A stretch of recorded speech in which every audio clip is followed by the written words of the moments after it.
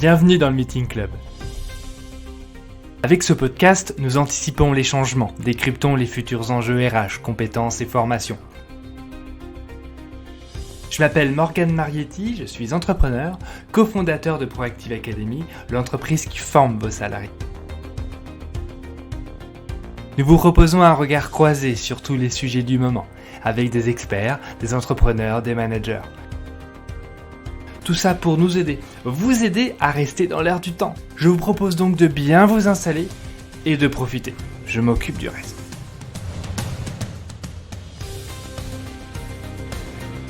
Bonjour à tous et bienvenue dans ce nouvel épisode du Meeting Club. Aujourd'hui, nous allons parler de communication responsable. Vous allez me dire, mais pourquoi la communication responsable ? Parce qu'en fait, communiquer, ça a des effets négatifs sur la société, sur la planète. Et en période de réchauffement climatique, mais pas seulement, peut-être que c'est intéressant de se poser la question de notre impact dans nos façons de communiquer tous les jours. Et pour en discuter aujourd'hui, je reçois donc Hugo Stéphanion, qui est consultant formateur en communication digitale et responsable. Bonjour Hugo et bienvenue. Bonjour Morgane, merci de m'inviter sur ton podcast. Avec plaisir.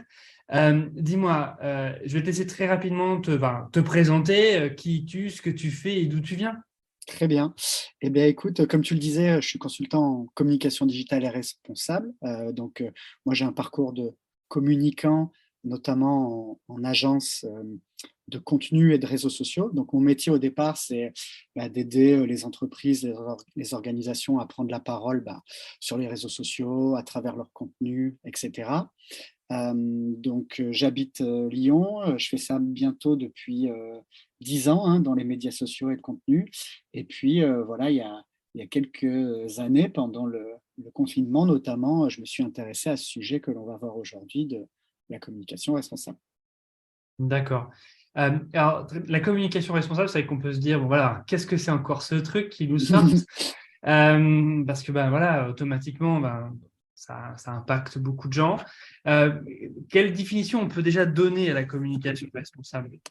Alors, c'est une bonne question. C'est vrai que dans les métiers de la communication, on a souvent des tendances, des nouveaux mots. Là, pour le coup, on est sur quelque chose dont on entend de plus en plus parler, en tout cas de mon point de vue et de ce que je vois, ce qui se passe sur les réseaux, sur le web, etc. La première chose, c'est que ce n'est pas tout nouveau, c'est-à-dire que les premiers acteurs et agences sur le sujet ont environ 15 à 20 ans. Donc, c'était l'idée d'une communication qui va accompagner les entreprises quand elles vont prendre la parole sur le développement durable. Donc, notamment, accompagner des entreprises sur leur prise de parole au niveau de la RSE, de l'impact et de comment leurs produits, leurs services accompagnent ou vont réduire leurs impacts sur l'environnement, la société, etc. Si je reprends une vraie définition, alors donnée par l'ADEME, l'Agence de l'environnement, c'est une communication plus sensible aux enjeux écologiques, davantage à l'écoute des habitants de notre planète, une communication qui s'interroge autant sur sa manière de délivrer le message qu'à leur contenu et qui intègre également la notion d'urgence. Donc, belle définition, mais c'est l'idée de se dire que la communication doit accompagner les transitions, on le verra peut-être par la suite, les changements, doit communiquer sur les efforts que font les entreprises, doit mettre en avant certains produits, certains services plus respectueux, plus soutenables, etc. D'accord. Alors, en fait, quand on préparait un peu ce podcast ensemble, tu disais, voilà, il y a 3 axes aujourd'hui. On parle de communication engagée, on parle de éco-socio-communication, de communication d'engagement. Donc, en fait, c'est se battre contre un peu le greenwashing, si je ne me trompe pas. C'est aussi faire en sorte que les canaux qu'on utilise et les sites ou les choses comme ça soient aussi responsables. C'est un peu un truc 360 degrés. Oui, exactement, exactement. On va dire que la communication responsable, c'est de se dire, on va accompagner les acteurs, les organisations, les projets vers le développement durable, mais c'est aussi une communication qui se questionne sur son impact. Donc, les 3 axes dont tu parlais, c'est cette communication que je dis engagée, c'est de choisir de travailler, de collaborer et de mettre en avant certains acteurs, projets, initiatives plus soutenables, plus éthiques, plus responsables, plus justes. Le deuxième pilier, c'est ce qu'on appelle l'éco-socio-communication. Là, c'est le mea culpa du communicant, c'est-à-dire de se dire que notre communication, elle a des impacts physiques, matériels et symboliques. Quand je dis matériel, effectivement, on en parlera par la suite, mais quand on va créer un dispositif, un support, ça a un impact. Hein. Quand on va imprimer, créer un site web, publier sur les réseaux, ça a un impact matériel. Et forcément, la communication, évidemment, elle a un impact symbolique sur les imaginaires, c'est-à-dire qu'elle va donner envie, elle va créer normalement la publicité de la désirabilité, etc. Donc, la communication a aussi un rôle sur les imaginaires. Et d'engagement, ce troisième pilier, c'est que on peut accompagner des entreprises qui, au départ, n'ont pas forcément un produit ou service qui répond au développement durable, mais c'est une entreprise qui a une ambition de s'améliorer et qui a envie d'embarquer ses collaborateurs dans ces pratiques-là et qui a envie de faire savoir qu'elles s'améliorent et de le faire savoir de la bonne manière. Et c'est là qu'on parle de greenwashing, c'est que plein d'entreprises font des efforts, mais parfois, la manière dont elles communiquent, on dirait que c'est beaucoup, les efforts sont plus importants que réellement les actes, on va dire. Vu le contexte, on pourrait dire que en fait, c'est la partie, elle est quand même gagnée. C'est-à-dire qu'en fait, la communication responsable, tout le monde en fait. C'est un bon point. Alors, on a de plus en plus… C'est peut-être une question provocative, hein, mais… Oui, mais j'aime bien. En fait, on a de plus en plus d'organisations, d'entreprises qui ont compris que valoriser notamment leurs actions RSE, c'était plutôt bon pour leur réputation. C'est-à-dire que c'est bon pour leur réputation à la fois pour arriver à recruter des nouveaux profils, parce que de plus en plus de personnes sont sensibilisées et vont choisir une entreprise parce qu'elle est plus engagée. Donc ça, c'est une étude de l'ADEME, de CSA pour l'ADEME et LinkedIn qui montrait que une personne, un Français à 78%, peut choisir une offre d'emploi si l'entreprise semble plus engagée. Donc, les entreprises ont tout intérêt à communiquer sur leur engagement pour recruter. Elles ont tout intérêt à communiquer sur leur engagement pour attirer des nouveaux consommateurs. Donc, on pourrait se dire, c'est pour répondre à ta question, on pourrait se dire, tout le monde en fait. Et pas forcément, parce qu'en fait, ça crée des travers, c'est-à-dire que tout le monde veut communiquer sur les engagements, mais en fait, tout le monde ne le fait pas de la bonne manière et c'est un peu, ça cache un peu parfois certaines choses et certaines réalités. C'est-à-dire qu'il n'est pas difficile de dire qu'on a fait des efforts et ça permet de masquer tous les impacts négatifs social, environnemental du produit. Par exemple, j'en sais rien, j'ai mis en place une politique RSE de mobilité douce dans mon entreprise. Or, à côté, ce que je vends, c'est destructeur des forêts. Donc, je peux communiquer sur LinkedIn en disant que tous mes employés ont reçu une formation fresque du climat, etc. Et c'est un bon point. À côté de ça, peut-être qu'on continue business as usual et que notre produit, notre service est destructeur. Mmh.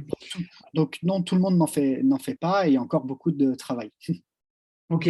Alors, la communication responsable, c'est pour qui et c'est à destination de qui? Mais ça, c'est une bonne question. On peut penser que c'est seulement pour une association ou une organisation qui fait du développement durable. Donc, je m'explique, qui est dans le recyclage, qui est dans la protection de la biodiversité ou de l'environnement, des forêts, etc.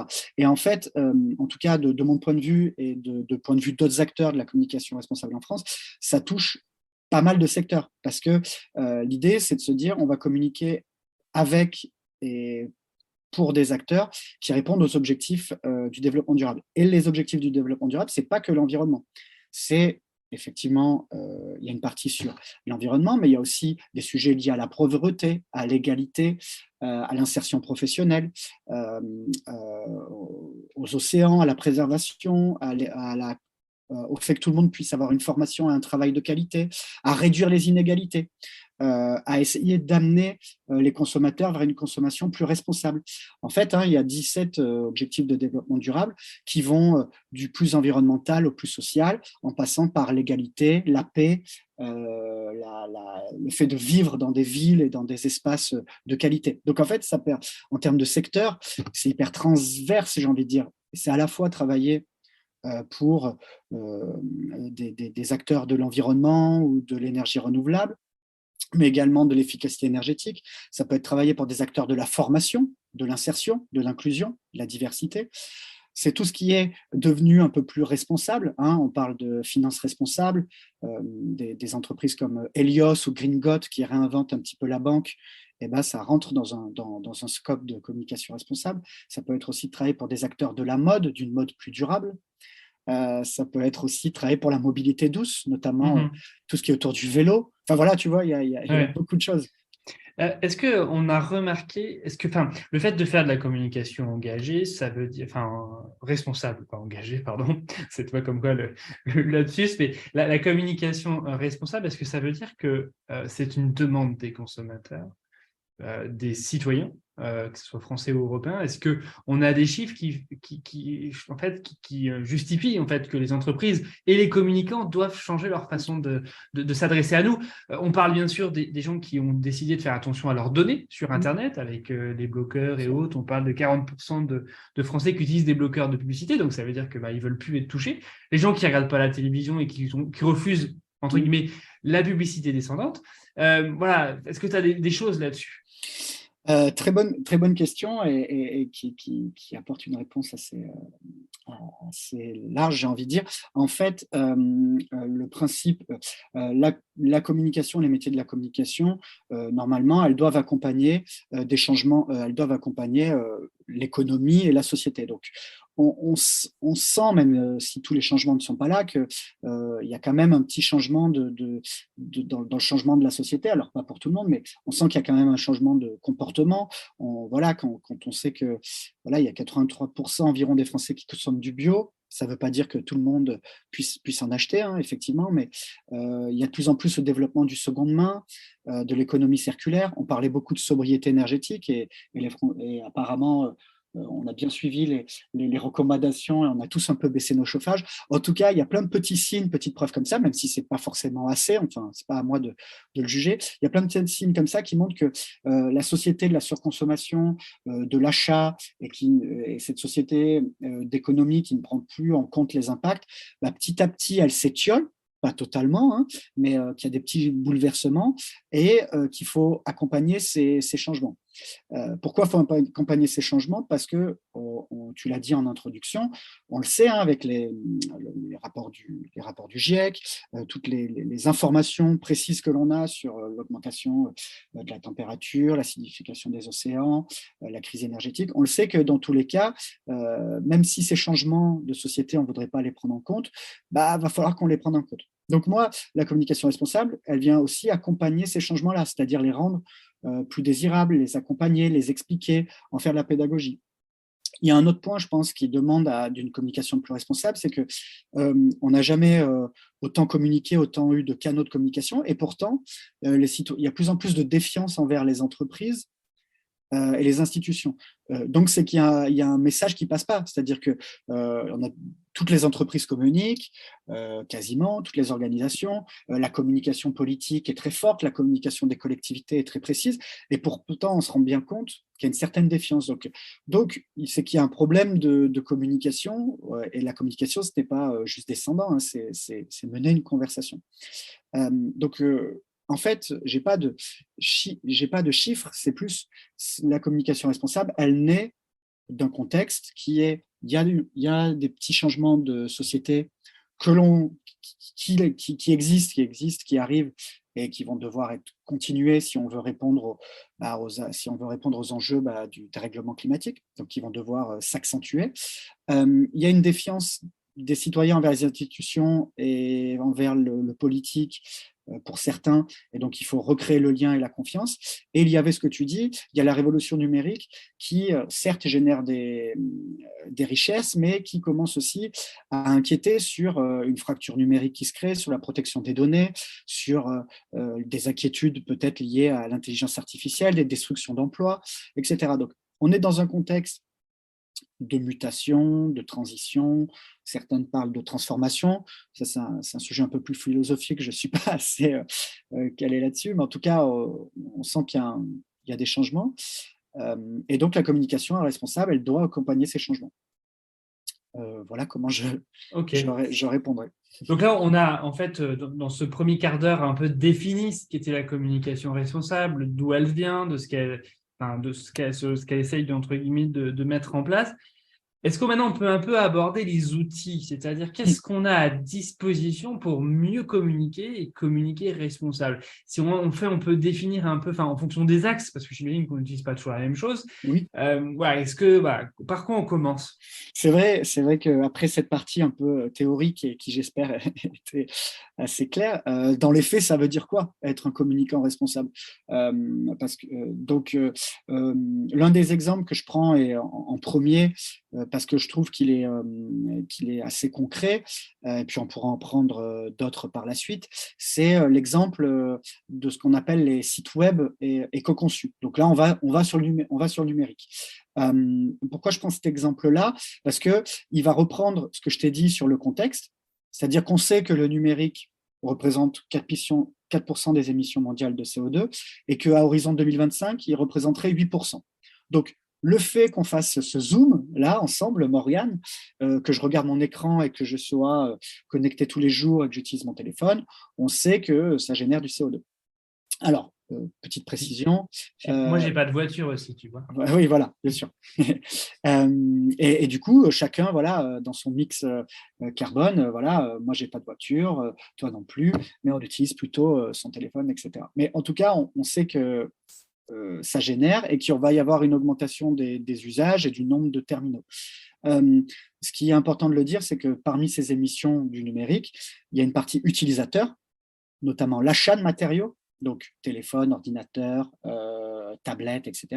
Et puis il y a le côté infrastructure, donc les data centers, tout ce qui est infrastructure réseau. Donc ce qui est important de savoir, c'est qu'aujourd'hui, ce qui est important de réduire, c'est l'achat de nouveaux terminaux. C'est-à-dire que ce qui génère le plus d'émissions de CO2 dans le numérique, ça reste l'achat d'un nouveau téléphone, d'un nouvel ordinateur, parce que sa fabrication va demander beaucoup d'énergie et a un impact carbone très important. Donc, pourquoi je prends l'exemple du site éco-conçu?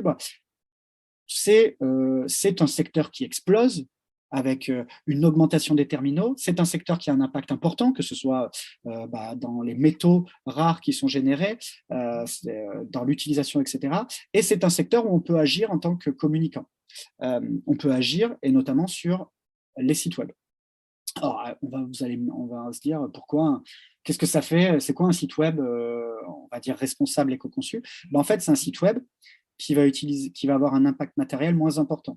Qu'est-ce que ça veut dire? Ça veut dire que comme il est plus léger, comme il est plus rapide, il prend un peu moins de place sur les data centers, il demande moins d'énergie, il demande moins de processeurs, il demande moins de calculs, on va dire, pour nos ordinateurs et pour nos téléphones. Donc en fait, avoir des sites éco-conçus ou des applications éco-conçues, ça permet d'augmenter la durée de vie de nos appareils.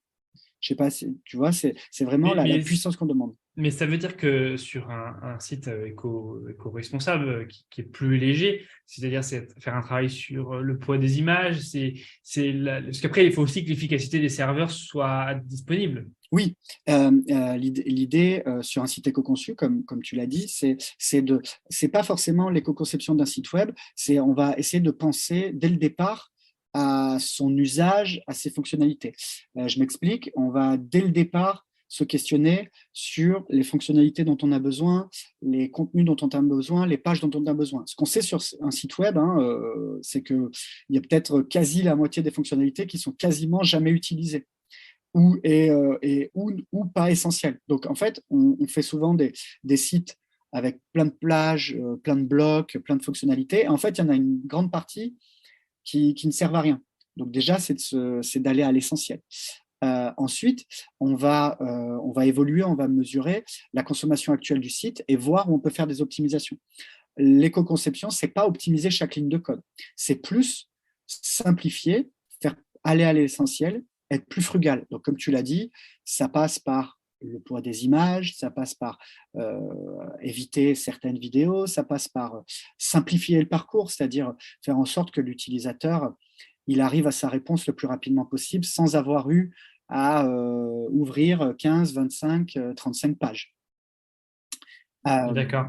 Après, vu qu'aujourd'hui, la majorité des sites sont regardés par mobile et par tablette, Hmm. j'imagine qu'il y a aussi une vision de ce site Internet mobile first. Oui, clairement, et même, c'est des choses que l'on fait souvent, hein, enfin, que les designers de sites web et d'applications font souvent, c'est que commencer par d'abord le mobile, on va avoir plus avoir le réflexe déjà d'aller à l'essentiel et de simplifier. Donc, c'est plutôt une bonne pratique que de commencer à réfléchir sur à quoi besoin l'utilisateur sur son écran de mobile et qu'est-ce qui va être visible, qu'est-ce qui va être facile à faire avec son pouce, etc., pour après l'adapter sur la version, on va dire, bureau. Donc, le mobile first on va dire, aide déjà à éco-concevoir parce qu'on va supprimer ce qui est inutile, on va aller au plus simple, on va faire des pages plus courtes, des textes plus courts qui vont à l'essentiel. Et quand je dis aller à l'essentiel simplifié, ça ne veut pas dire que on perd les gens, qu'il manque d'informations, que ça manque de pédagogie, ou que ça répondra, ou que ce site, en fait, il sera creux et vide. Au contraire. Oui, écrire des articles et y mettre des images, ça ne touche pas, c'est pas ça qui joue l'impact. Le point, de toute façon, en plus, c'est que c'est un site internet, ça vit, Oui, on le change tous les ans, on le fait évoluer par rapport, bien pour sûr. ceux qui vendent dessus, parce qu'après, voilà.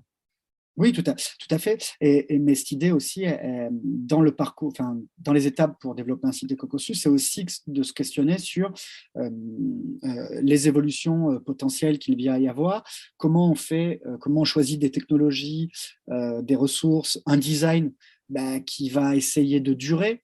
C'est-à-dire, on va essayer de ne pas le changer tous les 2, 3 mois. Je ne dis pas qu'il va vivre éternellement, mais en tout cas, on va essayer aussi de penser à des choses un peu plus durables. Et en tout cas, quand on va rajouter une fonctionnalité ou qu'on va rajouter une page, on est sûr qu'elle est utilisée, on est sûr qu'elle est utile. Donc, en fait, c'est plutôt une démarche de bon sens, c'est-à-dire, c'est de revenir à se dire, quand je crée quelque chose, donc un site web, c'est pas gratuit dans le sens où ça a un impact, et donc autant que ce que je crée soit vraiment, vraiment utile et le plus optimisé possible. D'accord. Et en fait, j'imagine qu'il y a déjà des boîtes qui se sont lancées un peu dans leur éco-site, on peut en citer, mais on peut se dire, mais aujourd'hui, comment je peux mesurer l'impact de mon site Internet actuel? Eh bien, alors, effectivement, il y a de plus en plus d'entreprises, associations, organisations qui font ces choix de sites éco-conçus, et je t'en donnerai quelques exemples. Sur la mesure, parce que je trouve ça important, parce que je trouve que c'est assez ludique, là, aujourd'hui, les auditeurs, auditrices peuvent le faire rapidement. Il y a des outils comme Website Carbon Calculator ou Green IT. Donc, Website Carbon Calculator, c'est un site web. Vous mettez votre URL de votre site web et il va vous dire le poids des pages, le poids de votre site web en kilo-octets. Donc, il va vous donner le poids, l'impact énergétique et également des éléments sur où est hébergé votre site web. Parce qu'on n'en a pas parlé, mais l'hébergement est également important. C'est-à-dire qu'il y a des hébergeurs plus éthiques. C'est quoi un hébergeur plus éthique? Les data centers ont de l'énergie renouvelable, ils récupèrent l'énergie. En tout cas, le data center essaye d'être plus sobre et a lui aussi décidé, l'hébergeur a lui aussi décidé de réduire son impact. Donc, Et, Website Carbon et, Calculator. d'accord. Donc ça, on l'a bien cité. Par rapport aux hébergeurs, parce que on va dire que c'est pas sur les points sur lesquels on va communiquer. Si on prend OVH par exemple, ou on prend, on va dire, tous les clouds existants, que ça soit Google, Amazon, Microsoft. Euh, voilà, sur les quatre, est-ce qu'il y en a un qui est plus écolo que l'autre? Bonne question. Je pense que là, ça dépasse mes compétences techniques, mais en tout D'accord. cas, OVH a des offres d'hébergement, on appelle ça hébergement vert ou éthique. Et après, il y a des hébergeurs qui se positionnent sur ce sujet-là. Alors, je ne suis pas allé vérifier les data centers, mais je leur fais confiance.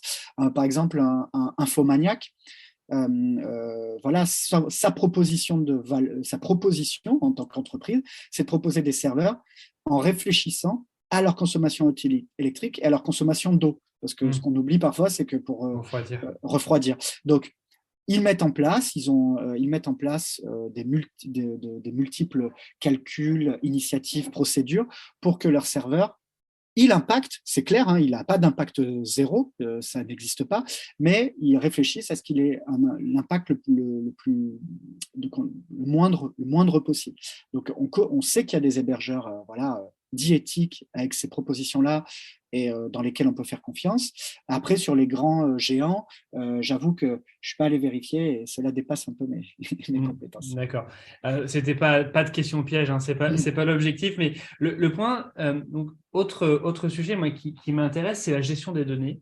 En tant que communicant, c'est-à-dire quand on se met à communiquer et qu'on cherche aussi à vendre, parce que c'est un peu l'objectif. Hein, on a des communicants qui ont pour objectif de vendre leurs produits et puis en même temps voilà. Il y a la RGPD, il y a cette gestion des données. Est-ce qu'il y a des bonnes pratiques autour de ça? Bonne question. Bah, déjà, je pense que le fait de respecter, voilà, comme tu disais, la RGPD est déjà une bonne chose. Ensuite, j'ai envie de dire aussi, tous les logiciels normalement, les logiciels d'automatisation, d'emailing, etc., qui ne sont pas pirates, eux, normalement, vous inquiétez pas, hein, si vous utilisez, j'en sais rien, un Sendinblue, un Mailchimp, etc., de la bonne manière, et que vous avez récupéré les données en respectant la RGPD, c'est-à-dire en demandant bien l'autorisation, le double opt-in, etc. Normalement, là, on est dans un cadre, en tout cas légal, où on a le droit d'utiliser les données, les emails récupérés, etc. Donc, j'ai envie de dire, pour le coup, il faut se rapprocher de ce que la RGPD a mis en place, se rapprocher d'outils qui font les efforts pour être dans la légalité et éthique sur ces sujets-là, et éviter, alors là, peut-être que les chefs du gros hacking vont me taper sur les doigts, mais éviter parfois des pratiques qu'on a connues, qui sont limite dans la récupération de données. Après, il y a plein de données que l'on peut récupérer, effectivement, qui ont été laissées sur Internet, des emails, des contacts, etc. Et dans ce cadre-là, on peut les utiliser à bon escient. Voilà.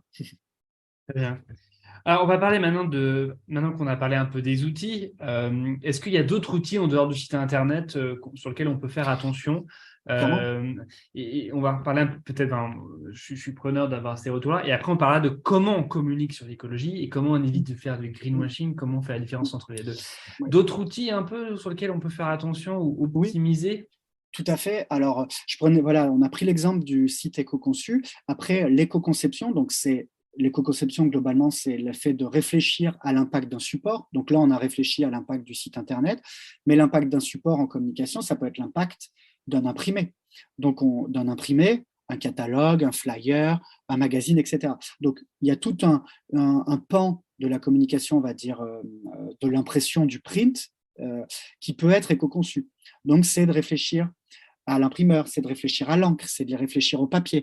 Et là, on rentre dans un domaine qui est riche et où il faut bien se faire accompagner parce qu'il y a de multiples labels, il y a de multiples façons de faire. Mais en étant accompagné, on peut arriver à avoir un imprimé.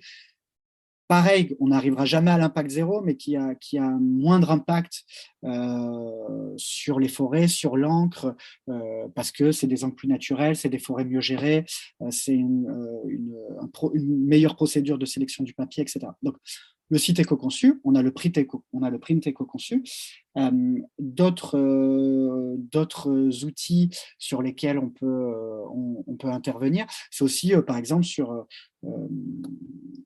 en termes de contenu, c'est peut-être privilégier certains formats à d'autres.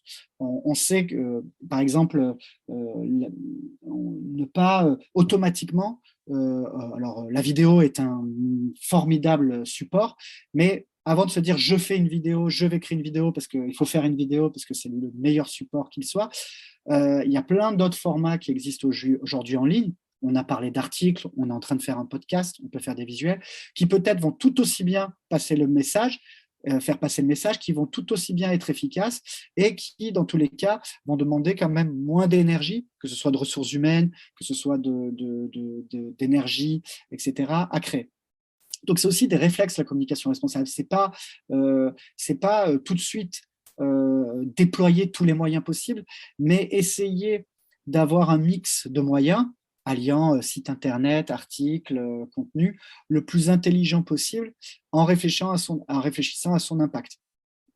Et puis, D'accord. je crois qu'on le verra après, sur le côté, donc il y a l'impact matériel, et puis on va le voir après, il y a l'impact, on va dire, symbolique avec le greenwashing.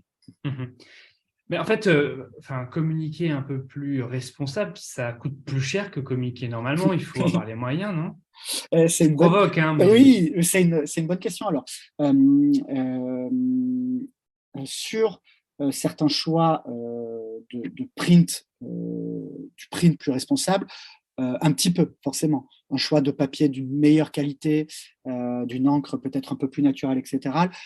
Forcément, un petit peu. Sur un site éco-conçu, j'ai envie de dire ce qui va demander un peu plus de temps, ça va être le design. Parce que comme on ne peut pas mettre que des images en HD, etc., il va falloir avoir une réflexion pour avoir quelque chose de sympa, beau, mais léger. Je m'explique. Si on se moque de l'éco-conception, eh ben, je peux mettre des photos en HD, des belles vidéos sur mon site web, et ce sera ces photos-là et ces vidéos-là qui vont faire l'identité de mon site web.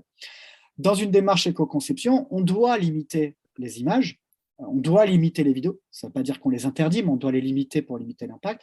Donc, on va devoir penser un design qui va être plus graphique, qui va plus jouer sur les typos, qui va plus jouer sur les couleurs, qui va plus jouer sur les contrastes, sur les blocs. Et donc, c'est là qu'il peut y avoir peut-être un surcoût, j'ai envie de dire, c'est-à-dire qu'il y a une réflexion un peu plus importante à avoir sur le design au départ pour avoir à la fin un site plus léger, moins impactant, mais qui allie le fond et la forme et qui est efficace, qui passe le message. Donc, comment je répondrais peut-être un petit peu, mais encore une fois, ça dépend du périmètre, c'est-à-dire si on est un site sur 5 ou 10 ou 15 ou 25 pages ou 30 pages, le périmètre n'est pas le même et les coûts ne sont pas le même. Ça dépend de la complexité du sujet, ça dépend du nombre de tirages que l'on va faire de catalogue, etc. ok. Non, mais intéressant parce que c'est la question qui peut se poser. Tout à fait. Euh, Est-ce qu'on a des prestataires qui se définissent avec un logo, avec une norme de je suis un communicant responsable? Est-ce que c'est une norme, c'est quelque chose qui sont un peu normalisés? Alors, il y a pas mal plutôt d'associations. Alors, sur le comité communication responsable, on va dire que l'entité référente, c'est l'ADEME, donc l'Agence pour l'environnement, mais il n'y a pas de label en tant que tel. Après, sur les métiers des agences de communication, il y a des labels RSE, il y a des normes ISO 26000, mais c'est plutôt pour toute leur activité en tant qu'entreprise d'agence de communication. Après, sur tout ce qui est print responsable, impression, il y a des labels, hein, il y en a beaucoup des labels sur l'encre, le papier, etc.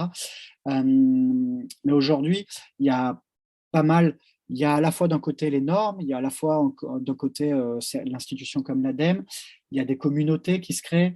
Voilà, il y avait une association de communication responsable, mais il n'y a pas vraiment de certification. D'accord. Non, parce que quand on est auditeur, on peut se dire, bon, bah ouais, ça m'intéresse de faire attention la prochaine fois, mais où est-ce que je vais chercher, comment, tu vois, parce que voilà, je suis un Oui, communicant responsable ou je suis un producteur de site internet responsable parce que je suis. oui. Où est-ce qu'on trouve ce genre de prestataire? Il y a des agences qui se revendiquent communication responsable et de par les références qu'ils ont, les cas clients, vous allez pouvoir voir que c'est vraiment le cas, parce qu'ils ont travaillé pour des sujets de développement durable, d'environnement, pour des fondations, pour des associations, etc. Vous pouvez regarder si elles sont labellisées. Et ensuite, pour tout ce qui est, on va dire, indépendant, collectif, etc., là, il faut regarder un petit peu leur réalisation, les engagements qu'ils peuvent porter par ailleurs, regarder aussi les sites web qu'ils ont créés, regarder comment dire, les chartes auxquelles ils se revendiquent, regarder les outils qu'ils utilisent. Voilà, ça demande un peu comme dans une recherche de prestataire, ça demande un petit peu d'aller glaner de l'information pour comprendre un peu les acteurs qui sont sur le secteur et choisir le prestataire qui, j'ai envie de dire, et a le plus d'affinité avec notre organisation. Tel prestataire, telle agence, tel freelance va mieux convenir à telle ou telle entreprise, à telle ou telle association, à telle ou telle organisation. Aujourd'hui, dans le secteur, hein, il y a des agences de communication, des agences digitales, des prestataires indépendants, des collectifs, des cabinets de conseil également. Ok, bon ben, on vous laissera chercher si c'est le sujet qui vous intéresse. On va partir maintenant sur cette deuxième partie, un peu sur communiquer sur l'écologie et éviter le greenwashing, parce que c'est en fait ça le point, c'est que comment on communique sur l'écologie aujourd'hui, ou peut-être sur le RSE, parce que toutes les boîtes n'ont pas obligatoirement des politiques éco-responsables, mais peuvent avoir des politiques sociales importantes. C'est le cas de Proactive Academy chez nous, hein, on a un impact très important, on est même labellisé entreprise solidaire d'utilité sociale. Donc on a une action très importante là-dessus, peut-être un peu moins sur l'écologie, parce que notre impact est différent que d'autres boîtes industrielles et autres, logisticiens et autres, mais comment on communique en fait sur notre politique RSE, notre politique écologique, et quelle est la différence avec en fait, le greenwashing, et surtout quand on est, comment on évite de rentrer dedans, quoi, globalement. C'est une bonne question. En fait, c'est ça, c'est que parfois comme tu le dis, on a un volet social ou environnemental très fort. On a mis de l'ambition, on est certifié, on a des labels, on a un rapport d'activité RSE, SG important. Et en tout cas, on a plein d'actions qu'on veut faire valoir et on a envie de prendre la parole et c'est totalement compréhensible. Mais effectivement, le risque, c'est que en le faisant pas de la bonne manière, on peut tomber soit volontairement, soit involontairement, dans le greenwashing. Et c'est peut-être avant de donner des bons exemples, là, je prendrai l'exemple plutôt climat, environnement, mais on pourra parler volet social. Avant pour ne pas tomber dedans, il faut déjà comprendre ce que c'est. Donc le greenwashing, c'est communiquer en utilisant l'argument écologique ou argument social, et alors que c'est assez loin de la réalité. Et en fait, il y a plein de cas de greenwashing dans lequel on peut tomber, soit parce qu'on le sait, on s'en moque, et on va aller droit dedans, soit parce qu'on n'a pas fait forcément attention. Donc, si tu veux, je peux te donner quelques cas. En gros, des cas tels qu'ils sont décrits, les cas de greenwashing selon la RPP, donc c'est l'autorité de régulation de la publicité en France. Il peut y avoir plusieurs cas de greenwashing. Par exemple, sur l'impact éco-citoyen. Je te donne un exemple. Ça veut dire ne pas inciter à des comportements négatifs sur l'environnement. Par exemple, dernièrement, il y avait une publicité d'une voiture qui valorisait, où on voyait la personne qui allait valoriser le fait de prendre sa voiture plutôt que marcher à pied, parce que le confort dans sa voiture est tellement agréable que ça ne vaut pas le coup de marcher à pied. Ça, par exemple, c'est du greenwashing, parce que c'est en train de passer une image comme quoi la voiture n'a pas choisir sa voiture plutôt que marcher, ça n'a finalement pas d'impact, parce que si on se sent mieux que dans sa voiture, on se sent mieux dans sa voiture. Donc ça, par exemple, c'est un greenwashing, parce que là, on est en train de dévaloriser un mode de mobilité douce versus un mode de mobilité dont on sait que le transport, et notamment la voiture personnelle, générateur d'impact et de carbone. Il y a tout ce qui est, on parlait de signes et de labels. Un des greenwashing, c'est d'inventer son propre label, son propre logo. Là, tu parlais de certification, de labels qui ont une vraie force, qui demandent une vraie certification, une vraie vérification et avec une vraie institution. Il est vrai qu'il y a certaines marques et entreprises qui se disent moi, je vais inventer mon propre label, dont je suis le seul à être utilisateur de ce label et dont je maîtrise jugé parti, quoi. Jugé parti, merci, et dont je maîtrise les tenants et les aboutissants. Donc j'appelle ça, moi, par exemple, moi, Hugo, je suis Green Communication Records, et j'invente et je fais un joli logo. Et il n'y a que Hugo qui décide de se dire quels sont les critères. Ça existe, c'est fait, et ça vient tromper le consommateur, parce qu'il va voir ce logo-là, il va se dire, tiens, sur son packaging, ça veut dire que c'est meilleur pour la planète. Donc je trompe d'une certaine manière comment dire, le consommateur, l'acheteur, etc. Et puis après, un dernier qui est classique, mais que je vois encore beaucoup passer, c'est les représentations visuelles. C'est-à-dire qu'il y a certains produits qui sont mis, un produit, un service qui est mis derrière une image de forêt. Parce que c'est joli, la forêt, c'est vert, et du coup, ça fait penser aux responsables. Sauf qu'en fait, ce produit, il n'aide pas la forêt, il n'aide pas forcément directement la nature. C'est peut-être un produit éco-responsable, c'est-à-dire qu'il limite son impact au maximum, mais ce produit, en l'achetant, on fait pas pousser, on va pas forcément aider la forêt à côté de chez soi, etc. Donc l'association forêt-nature avec un produit, faut faire attention quand le lien direct entre l'avantage pour la nature et le produit n'existe pas. Et ça, on le voit encore beaucoup. C'est un greenwashing un peu des années 2000, et pourtant on le voit beaucoup. En tout cas, il y a quasiment 9 cas de greenwashing, et on en voit encore beaucoup. Donc, vous allez me dire, mince, je ne vais pas communiquer. Mince, je vais pas communiquer, alors si j'ai des risques de La question, c'est ça. C'est-à-dire que si je ne veux pas qu'on m'accuse de greenwashing, alors après, il y en a qui le font beaucoup et personne ne s'en rend compte. Et les consommateurs ne reviennent pas dessus, alors sauf si vraiment il y a, si on s'appelle Total. Mais le point, c'est... question, c'est aujourd'hui comment on communique sur l'écologie, parce que l'intérêt aussi de communiquer, c'est aussi que la boîte se développe, parce qu'on n'oublie pas qu'on est quand même dans une économie capitaliste. Donc, il faut qu'on trouve un équilibre là-dessus. Oui. C'est une bonne question, et comme tu le dis sur le greenwashing,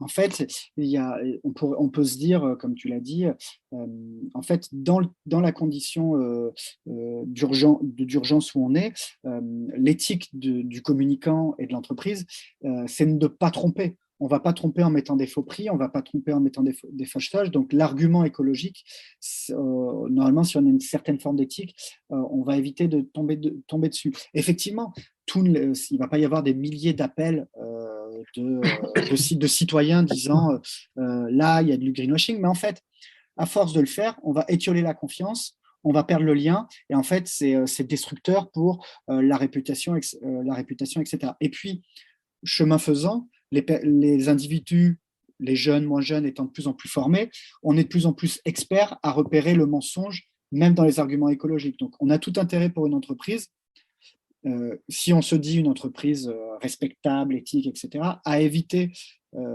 cela. Et pour éviter cela, en fait, il faut connaître les cas de greenwashing. Il faut, dès les brainstorming, dès la conception, faire attention aux mots que l'on choisit, aux images que l'on choisit, etc. Pourquoi pas se faire accompagner par les acteurs dont je te parlais, agences, indépendants, experts, cabinets de conseil, qui savent, eux, communiquer de la bonne manière, de manière proportionnelle, avec des preuves, avec une clarté du message, qui permettra de montrer les avantages de son entreprise en RSE, en écologie, sans forcément abuser, être trompeur, être vague, ou être dans la fake news, le mensonge, etc. Donc ça, c'est pour éviter le greenwashing. Mais alors maintenant, si je veux parler d'écologie ou des actions sociales que je mets en place, c'est quoi les bonnes pratiques? C'est une bonne question. C'est que maintenant que, imaginons, on a intégré ces enjeux du greenwashing, et on se sent à l'aise et on sait ce qu'on a envie de dire sans faire d'erreur. Communiquer sur l'écologie, par exemple, c'est un sujet que je trouve hyper intéressant. Et pour le coup, là, quand on préparait le podcast, je suis allé voir l'association Parlons Climat, qui a regroupé pas mal d'études sur la communication, la psychologie sociale, etc. Et qui se dit, quand on veut parler de climat, d'écologie, que ce soit d'organisation à organisation, mais d'un média à son public, ou par exemple dans son cercle, il y a plusieurs bonnes pratiques que l'on peut mettre en place. Donc en fait, j'en ai récupéré peut-être 4 déjà qui sont assez parlantes. C'est que quand on veut parler d'écologie, parfois, et quand on dit parler, ça veut dire essayer de convaincre, d'argumenter, de faire en sorte que la personne en face, si elle n'est pas forcément totalement d'accord avec nous, en tout cas, elle va comprendre ce que l'on dit, elle va l'intégrer, et elle va peut-être changer d'avis ou améliorer ou changer son comportement. Et déjà, c'est partir sur l'angle des valeurs. C'est-à-dire que quand on va… donc l'angle des valeurs, c'est de se dire telle ou telle population va être plus enclin à protéger sa famille, à être sur des valeurs de sécurité, d'autonomie, d'autres vont vouloir protéger l'environnement, l'État, la collectivité, etc. Et en fait, en parlant d'angle des valeurs, on va arriver à toucher un peu plus les personnes. Je m'explique. Par exemple, si on parle de crise à quelqu'un qui a plutôt des valeurs autour de la famille, de la sécurité, peut-être qu'on va lui expliquer que le dérèglement climatique et certaines choses, ça va être peut-être que pour ses enfants, demain, pour la sécurité économique, etc., ça va être de plus en plus difficile. Donc, s'intéresser à l'écologie, c'est aussi s'intéresser à la sécurité de sa famille parce que j'ai des valeurs de bon père de famille. Voilà, là, je tire des gros traits, mais c'était pour expliquer. Or, si on a des valeurs peut-être, j'en sais rien plus, sur la nature, etc., c'est expliquer qu'il n'y a pas que le dérèglement climatique, mais il y a aussi la chute de la biodiversité et qu'il ne faut pas oublier. Il ne faut pas penser que réduction carbone, mais il faut aussi protéger les forêts, les animaux, etc. Donc, on part par les valeurs pour arriver à parler d'un sujet qui est global, multifactoriel, systémique, j'ai envie de dire. Après, quelle autre pratique on peut avoir? Utiliser tout ce qui est normes sociales, c'est-à-dire quand on va communiquer, on va stimuler le sentiment d'appartenance à un groupe, à une communauté. On sait, ça a toujours marché. Communiquer en montrant qu'on fait partie d'un tout, on fait partie d'une équipe, d'une famille, d'un pays, d'une région, d'une ville, on sait que ça marche. Par exemple, associer, je ne sais pas, la ville de Paris ou la ville de Lyon, ou peut-être même les clubs de foot, parce qu'on sait que c'est un fort sentiment d'appartenance à des sujets de climat. Si c'est bien fait et fait correctement, sans greenwashing, évidemment, ça peut être des choses, ça peut être des véhicules qui poussent à l'action. Parce que je suis peut-être obligé de le dire, d'être communiqué, c'est pas juste dire et informer, c'est aussi amener les gens à réagir et à pousser à l'action, à changer leur comportement, à changer leur manière de faire. Et puis enfin, incarner les communications. C'est mieux de faire parler des individus qui vivent les conséquences. Si on parle d'agriculture, d'une agriculture plus durable, etc., faisons parler des agriculteurs qui ont fait le choix du biologique, voire de la biodynamie. Là, en ce moment, le sujet, malheureusement, pour le printemps-été, ça va être l'eau.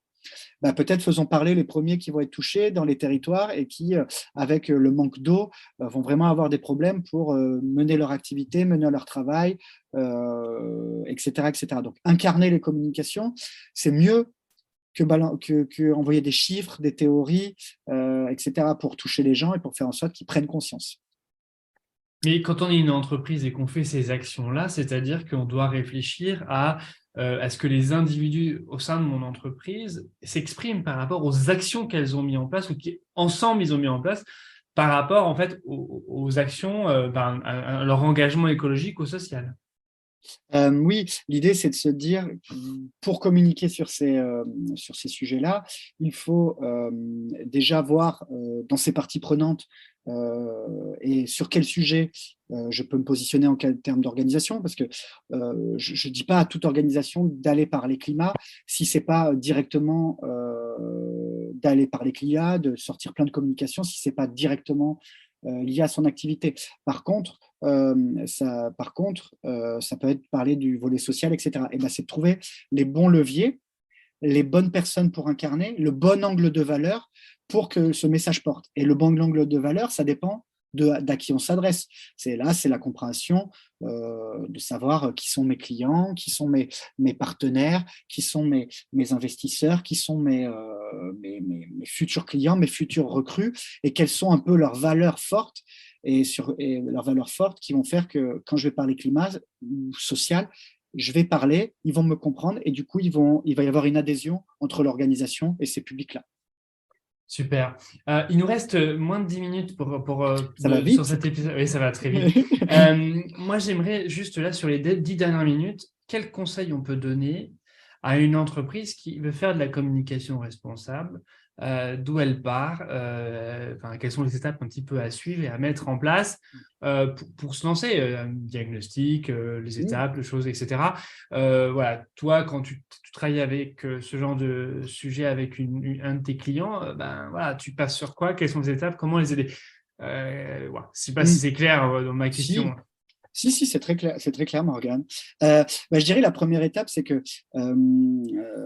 c'est de s'informer déjà soi-même, c'est-à-dire, voilà, moi, dans ce podcast, voilà, je partage ce que j'ai pu lire par ailleurs, et il y a plein d'experts du greenwashing, des sites éco-conçus, d'autres experts de la communication responsable qui diront les choses, les mêmes choses, d'autres choses plus précises, etc. Donc, j'ai envie de dire déjà s'informer. Il y a le guide de l'ADEME de la communication responsable, il y a de plus en plus d'articles là-dessus. Donc déjà, soi-même, se faire son avis un petit peu et faire un état de l'art de la communication responsable, j'ai envie de dire, en France pour l'instant. Et ensuite, comme tu l'as dit, tout commence par un audit, un diagnostic, c'est-à-dire aujourd'hui, où en est mon site web, quand est-ce qu'il a été fait, quel est le poids qu'il a, et avec les outils que j'ai donnés, hein, par exemple. Qu'en est-il de nos communications aujourd'hui? Est-ce qu'on a déjà fait des visuels peut-être sensiblement greenwashing? C'est pas grave, il y a beaucoup d'entreprises qui l'ont fait ou d'organisations. Donc, c'est déjà se faire un petit peu son audit, son diagnostic, son mea culpa, voir les erreurs qui ont été faites, voir aussi les efforts qui ont été faits, et petit à petit, bâtir sa stratégie. Donc, par exemple, je veux communiquer sur mes actions RSE. Quelles sont les actions RSE que je vais prioriser parce qu'elles ont un vrai impact et qu'elles méritent d'être mises en avant. Et quand elles seront mises en avant, ce ne sera pas du greenwashing parce qu'elles ont un réel impact sur l'entreprise et sur la conduite de l'entreprise. Comment j'améliore les supports existants? On n'est pas obligé de tout partir à zéro sur un site web, on peut l'optimiser. C'est aussi ça la communication responsable. Ce n'est pas tout supprimer et tout recréer. On peut aussi adapter, optimiser, refondre pour avoir des choses plus légères, plus impactantes. C'est aussi peut-être se questionner sur les mots, les termes que l'on utilise. C'est aussi former. Si on est une entreprise et qu'on a la chance d'avoir une équipe communication, c'est aussi former les communicants à la communication responsable. Et donc former, ça prend un peu plus qu'une heure comme notre podcast. C'est se former aux enjeux du greenwashing précisément, c'est se former aux basiques de l'éco-conception, c'est se former aux enjeux du développement durable et du dérèglement climatique. Donc c'est se former à ces enjeux-là pour être armé intellectuellement et au niveau compétences en termes communicants. Et ce n'est pas évident, hein, tout ce que je dis, hein, je le sais, hein, mais il faut s'informer, s'armer sur ce sujet-là, s'armer intellectuellement, faire son audit, faire son mea culpa, et après, on peut agir, c'est-à-dire améliorer ses supports, prendre la parole sur certains sujets où on se sent légitime et où on sait qu'on ne va pas faire de greenwashing.